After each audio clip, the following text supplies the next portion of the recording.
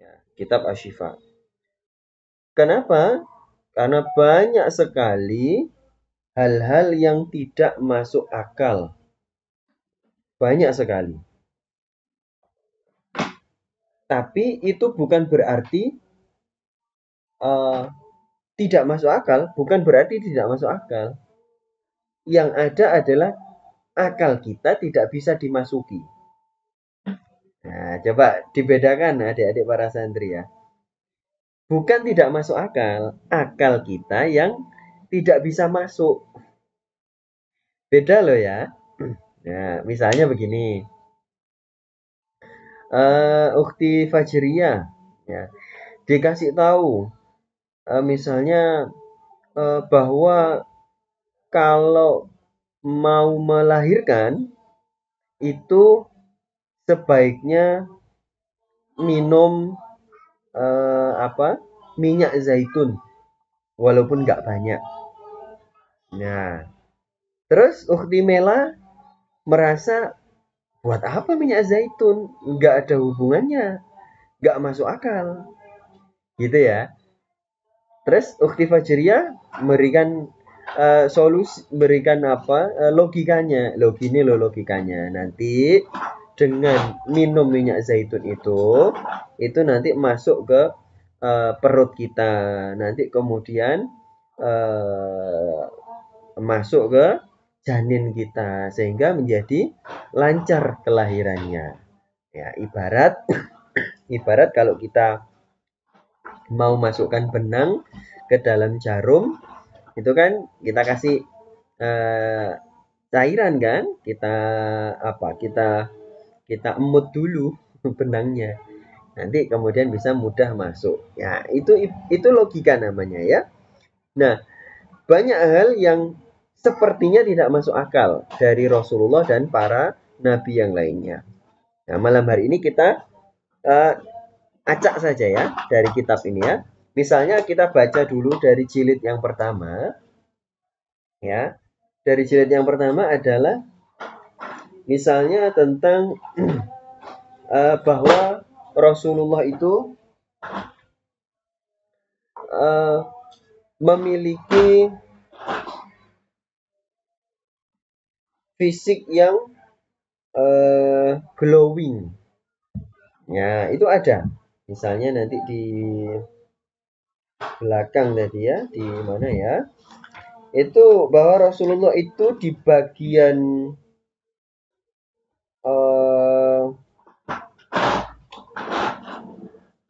mana ya?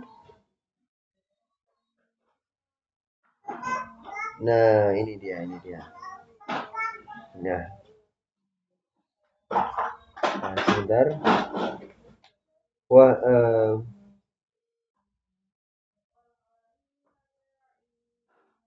wa azharul launi nayyiruhu wa qila azharun hasanun wa minhu zahratul haidini zinatuha wa hadha kama qala fil haditsil akhari laysa bil abyadil amhaqi wala bil adami wal amhaqi wan nasihu al bayadi wal adamu al asmarul launi. Nah, jadi Rasulullah itu punya kulit yang bercahaya dalam artian bagus. Nah, bercahaya. Jadi beliau itu bukan putih pucat. Ya, laisa bil abyadil amhaqi. Bukan putih pucat. Kan ada ya orang putih tapi pucat? Ada kan? Ada juga orang putih yang bercahaya. Nah, itu Rasulullah. Itu Rasulullah. Nah, itu sepertinya tidak masuk akal kan adik-adik? Dalam posisi Rasulullah ada di Mekah Madinah, suhu udara yang panas, padang pasir, terus belum ada perawatan skincare. Kok bisa beliau itu punya kulit yang glowing? Kan nggak masuk akal kan? Terus ada lagi, Rasulullah itu bau keringatnya selalu harum. Ya, selalu harum. Bahkan di beberapa kitab Maulid itu disebutkan bahwa eh, apa Rasulullah ketika buang air besar itu tercium bau harum. Nah, itu di kitab Asy-Syifa ini juga ada. Lupa di halaman berapanya. Nah, hal-hal semacam ini kan sepertinya tidak masuk akal kan? Ya, sepertinya tidak masuk akal. Yang ada sebenarnya adalah akal kita tidak bisa melogika. Nah, padahal kalau dikasih logikanya itu masuk akal. Apa logikanya?